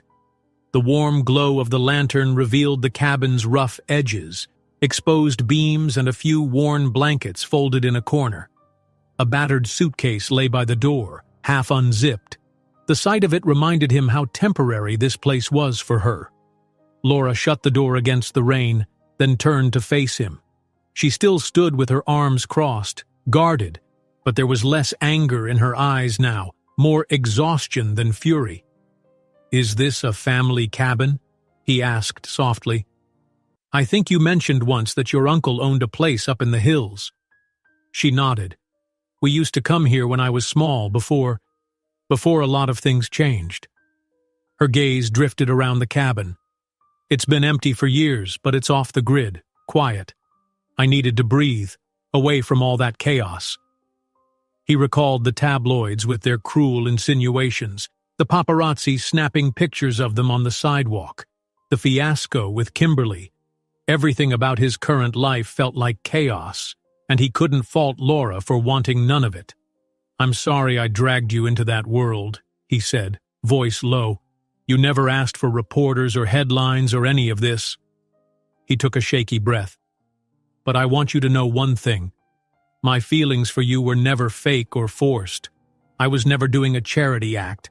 Ever." She stood still, her expression unreadable. "You and we were close before all of this.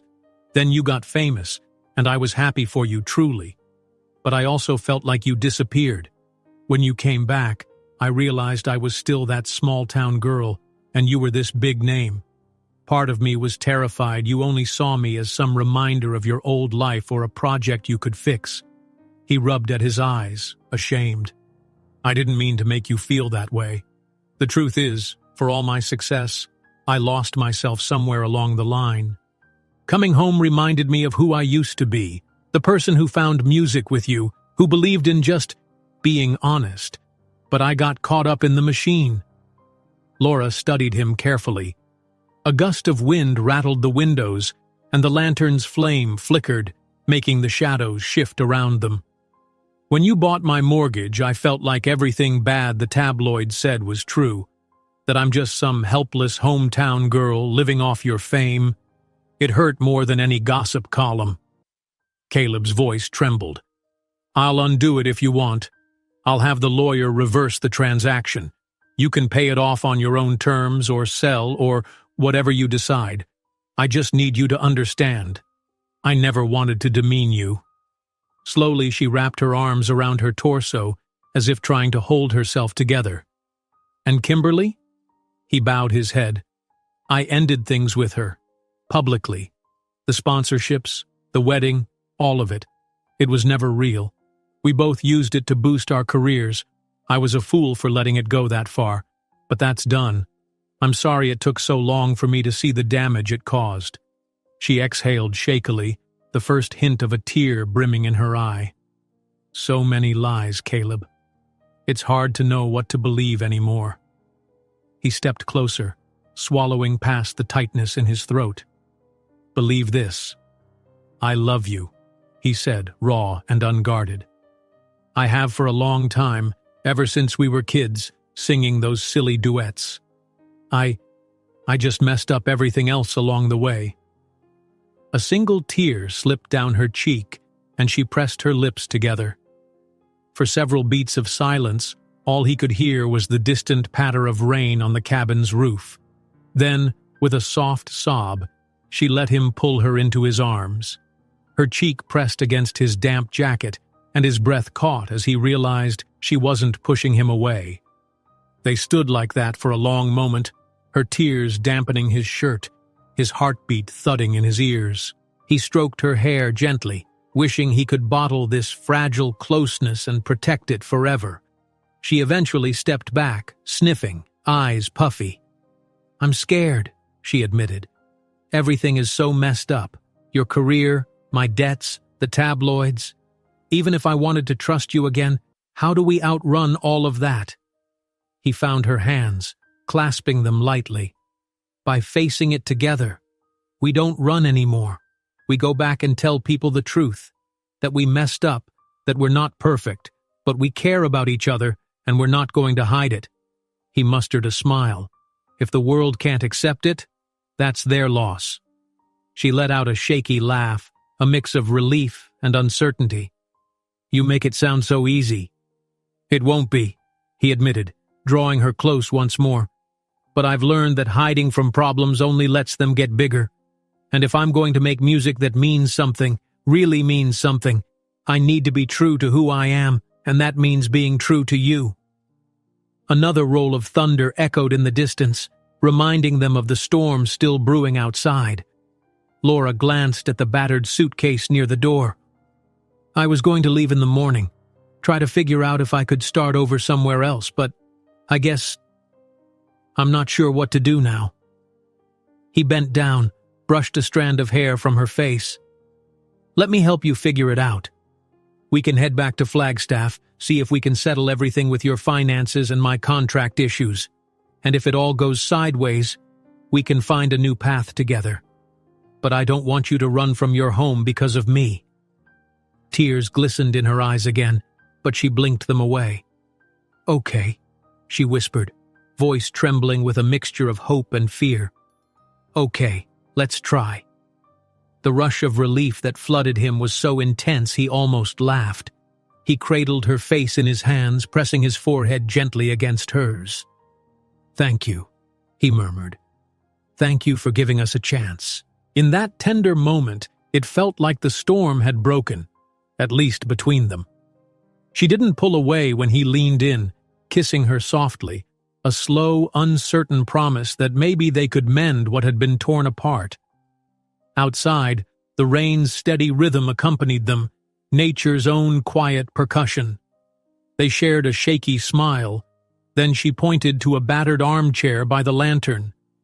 We should get some rest. The roads are going to be flooded, and it's too late to drive back now. You can take that chair if you don't mind. He managed a small grin. Better than sleeping in the car, or the rain. She gave him a weary nod. Right. I'll just fix you up a pillow or something. He watched as she gathered a spare blanket from a wooden chest. Though the cabin felt cramped and worn, a comforting hush settled over them. Even amid the leftover tension and the uncertainties ahead, at least they were under the same roof, trying to repair what they could.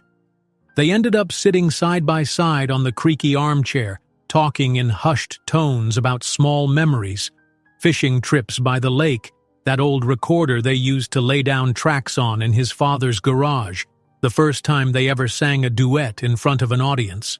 For the first time in months, Caleb felt his heart lighten. Eventually, exhaustion claimed them both.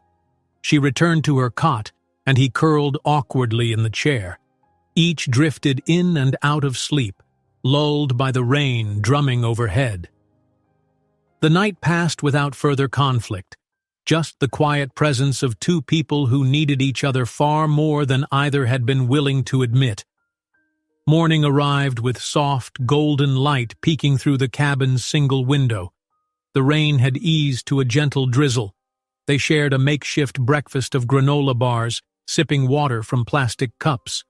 Neither pressed the other for decisions just yet. The hush between them felt forgiving. By mid-morning the skies brightened, though the ground was still muddy from the storm. They gathered Laura's belongings, zipping up the worn suitcase. She took one last look around the cabin, memories dancing in her eyes. He rested a hand on her shoulder. You ready? He asked quietly. She let out a breath. As I'll ever be. A faint smile tugged at her lips, uncertainty and resolve mingling in her expression. They stepped outside together. The air was crisp and smelled of wet pine. The forest glistened, droplets clinging to every leaf. Caleb guided her to where he'd parked, the mud squelching under their shoes. She climbed into the passenger seat, setting her suitcase on the back seat, and he slid behind the wheel. They pulled away from the clearing, headlights cutting through the trees. A hopeful silence enveloped them, neither sure what the future held, but aware that they were no longer running in opposite directions. He gripped the steering wheel, offering her a small, reassuring nod. She returned it, a quiet confirmation that for now, they were moving forward. The main road felt oddly welcoming after the claustrophobic winding trails. As they drove, the radio flickered on with a burst of static. He fiddled with the dial, stumbling upon a news station just in time to hear the anchor's voice break through. In entertainment news, singer Caleb Remy's surprising breakup with fiancée Kimberly sparks rumors of a possible reconciliation with an old flame. In an unexpected twist, sources suggest Kimberly has scheduled a press conference for this afternoon. He shot a glance at Laura. Her eyes flickered with apprehension, but her hand found his where it rested on the gear shift. Their fingers intertwined, a silent show of unity. They had come too far to let another media storm drive them apart. If they had to face the world, at least they would face it together. As they drove away, a breaking news alert surfaces on Caleb's phone. Kimberly announces shocking press conference. Details to come.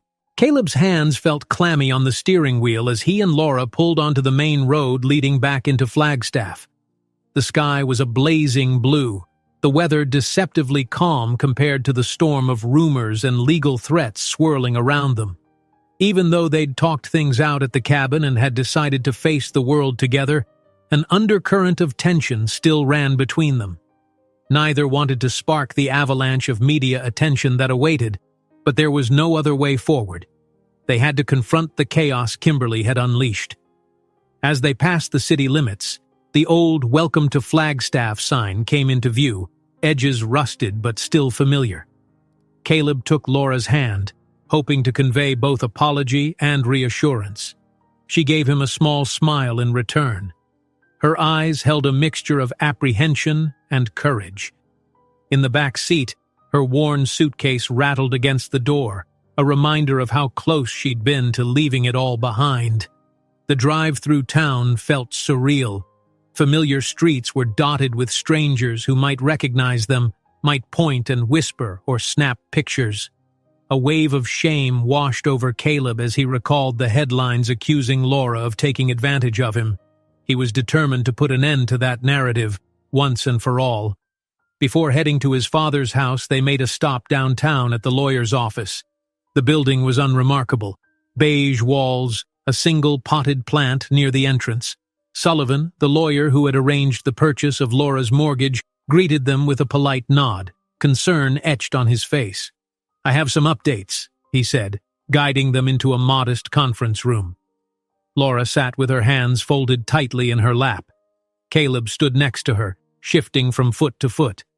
"Kimberly's press conference is scheduled for this afternoon," Sullivan continued, glancing at a folder in front of him. "She's likely going to paint a certain picture of you, Caleb, suggesting you ran off to this old flame and left her high and dry. Contracts for the wedding might claim breach and we'll have to negotiate or fight them in court." Caleb grimaced. "Let them claim what they want. I'm not going back. I'd rather face the consequences than live a lie." Sullivan nodded, turning his gaze to Laura. "And as for you, I'm pleased to confirm your mortgage is secure under the LLC we set up. The lender can't harass you anymore. But it's up to you whether you want to keep it that way or change the arrangement." She swallowed hard. "I appreciate that it keeps the house from foreclosure, but I hate feeling like it was all done behind my back." A flicker of pain crossed her features. "Still, it's better than being homeless." Caleb touched her shoulder gently. "We'll figure it out together. You can buy it back, bit by bit, or we'll talk about reversing the sale, whatever makes you feel right." She squeezed his hand, offering a silent acknowledgement. Sullivan gave them a small, supportive smile, then escorted them out, wishing them luck with whatever storm Kimberly might stir up that day. Back on the street, a few onlookers recognized Caleb, whispering behind cups of takeout coffee. Cameras were nowhere in sight yet, but he knew it was only a matter of time. He and Laura headed to his father's house, determined to gather their bearings before deciding how to respond publicly. Inside, the living room felt stale, as though it had been holding its breath ever since he'd left for the cabin. Laura sat on the couch, eyes drifting over the framed photos of Caleb and his dad fishing at a lake or strumming guitars in the garage. "You can stay here as long as you need," he offered. "I know we still have to talk about next steps, but—" She lifted a hand. "Thank you. I might just need a night or two to transition. After everything that's happened, I'm not sure I'm ready to jump back into my old apartment. The press might corner me there." Relief flickered in him. "We'll lay low for now, but I can't keep hiding, especially with Kimberly spinning lies. If we don't speak up, people will believe her." Laura fiddled with a loose thread on the couch cushion. "I'm tired of hiding," she admitted, "but I'm also afraid. We say the wrong thing and the tabloids will twist it." Caleb nodded, his jaw set. "Then we'll go to the local news station ourselves. Give an interview. Just a short, honest one, explaining what happened, how we feel, without hype or drama." She studied him. "You'd do that for me?" He pressed her hand gently. "I'd do anything for you. Telling the truth can be scary, but it's the only way we stand a chance." A quiet determination sparked between them, and they spent the next hour preparing. Laura jotted down bullet points of what she wanted to say, clarifying she wasn't a gold digger, that she never asked for any of the media attention, that she wanted her independence. Caleb planned to address the engagement fiasco, the sponsorship deals, and his reasons for publicly walking away from Kimberly. It wasn't the kind of speech anyone planned for, but they had each other to lean on. As midday rolled in, they arrived at the local television station. The producer, a middle-aged woman with an empathetic demeanor, ushered them into a modest studio. A few bright lights pointed at two chairs set up in front of a neutral backdrop. The woman recognized Caleb from his music career, but unlike the glitzy talk shows he'd been on before, this felt intimate and grounded. Laura took a seat, nerves evident in the way she gripped the armrests. When the camera rolled, the producer asked them to introduce themselves. Caleb cleared his throat and spoke first, explaining he was born and raised in Flagstaff, that fame had swept him away, and how recent events had brought him back, forced him to face mistakes. He admitted to the staged engagement with Kimberly. Her name was on every news ticker anyway, so there was no point avoiding it. Laura then followed, voice shaking at first but gaining strength. She spoke of losing her job, dealing with her mother's medical bills, falling into debt. She insisted there was never any scheme to latch onto Caleb's success. Their candor seemed to soften the producer's expression. She asked a few pointed questions about the mortgage fiasco and the rumored charity. Laura took a breath and explained she felt betrayed at first, but also recognized that Caleb's intention came from love, not pity. Caleb seized that moment to apologize again, on camera, for hurting her. Watching the producer's face, it seemed clear that the raw sincerity touched a nerve. This wasn't tabloid fodder. It was two people just trying to set the record straight. By the end of the short segment, both Caleb and Laura wore expressions of nervous relief. The producer cut the cameras and gave them each a warm handshake, thanking them for trusting her station to share their story. "I think viewers will see your honesty," she said gently. "Best of luck with everything." They stepped outside, the afternoon sun bright in their eyes. A small group of photographers lurked by the sidewalk, snapping pictures as soon as the pair emerged. But this time, Caleb held Laura's hand with purpose, not flinching away. He stopped long enough to say, "We've said our piece on the air. We're not taking any further questions. Thank you." Then he guided Laura into the car, ignoring the cacophony of follow-up shouts. "That wasn't so bad," Laura breathed once they were on the road. Her shoulders sagged with relief. "I don't know how much it'll help, but at least we tried." Caleb shot her a soft smile. "We told the truth. That's all we can do." They drove to a small bar near the edge of town, a place Caleb used to perform back in high school open mics. Word had spread that he might show up there tonight, part rumor, part local excitement. When they arrived, a modest crowd of curious onlookers and longtime neighbors greeted him. The bar's manager, a friend of his father's, ushered them in with a grin. As the evening progressed, the bar filled up. The chatter created a warm buzz, a sense of community that reminded Caleb why he loved this town. This wasn't the flashy city with its merciless paparazzi. These were people who remembered him back when he played second guitar in a garage band, who'd seen him hustle before fame found him. When the time came, the manager gestured for Caleb to head up to the small stage. He took Laura's hand, leading her along with him. "Stay right by me," he said softly, voice trembling with anticipation. She stood by the edge of the stage, lips parted in an uncertain smile. He picked up an acoustic guitar, tested the mic with a single strum, and inhaled. "I wrote this song when I realized how much I'd lost my way," he said to the audience. "It's about home, about finding the courage to stop pretending. And it's dedicated to the person who reminded me what love really means." He caught Laura's eye as he started playing. The first chords were delicate but sure, and his voice threaded through the crowd with raw sincerity.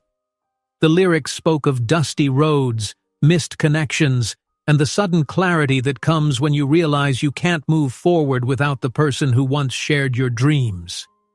The hush in the bar was palpable, people leaning in to catch every note. By the final chorus, tears shone in Laura's eyes. The crowd erupted in applause, some cheering, some crying. Caleb set the guitar aside, heart pounding. A wave of adrenaline crashed through him, fueled by love and a deep sense of rightness.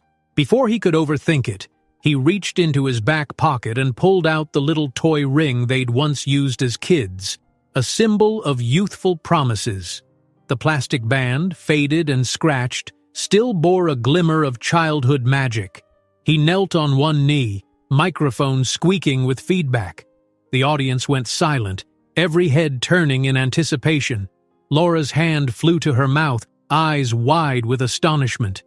"Laura," he began, voice trembling, "I know we've made mistakes, big ones.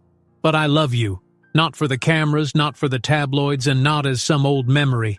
I love the woman you are right now. Will you give me a chance to be the man who stands by your side for real?" He held up the ring, a grin flickering across his face. "I can get you a better one, obviously. But this is the ring we had before we knew anything about money, contracts, or fame. It's where our dreams started." A hushed moment spanned the crowd, hearts caught in a collective pause. Tears slipped down Laura's cheeks as she nodded, her voice catching. "Yes. Yes, of course." Cheers and applause thundered through the bar. Caleb slipped the cheap plastic ring onto her finger, his hands shaking. They embraced, the joy between them so potent it nearly drowned out the bar's uproar. In that instant, all the scandal, the contracts, the looming threats felt far away. This was their truth, raw, vulnerable, and fiercely shared. Over the next hour, people approached to offer congratulations, claps on the back, a few teasing remarks about planning a real wedding. Laura kept the ring on her finger, laughing about how she'd never let it go. Caleb realized he'd never felt more certain of anything in his life. By the end of the night, a local radio station had gotten wind of the new song and asked if they could broadcast a live snippet. Caleb agreed, and soon the bar's small speakers crackled with the first notes of his newly recorded track, an ode to returning home and rediscovering true love. Word spread through the crowd that the tune might go nationwide if enough listeners responded. People cheered, phones held high to record or stream live. In a corner, Laura leaned against him, the plastic ring glinting under the overhead lights. He kissed her temple gently, and they both wore smiles bright with possibilities. Whatever storms still waited for them, legal battles, paparazzi, naysayers, didn't matter. In that moment, they stood anchored in each other, confident they'd face whatever came next. Then he stepped back on stage to acknowledge the radio shout-out. The crowd hushed, eager to hear what he'd say. He tucked the guitar under one arm, gaze wandering until he found Laura's eyes again. A warm hush settled between them, the entire bar seeming to hold its breath. And as he leaned into the microphone, the new ring shining on her finger, he repeated the words he'd once written in secret, words he now shared openly for everyone to hear. Sometimes you have to get lost on the road to remember where you should never have left. If you enjoyed this story, don't miss the next one. Just click on the screen.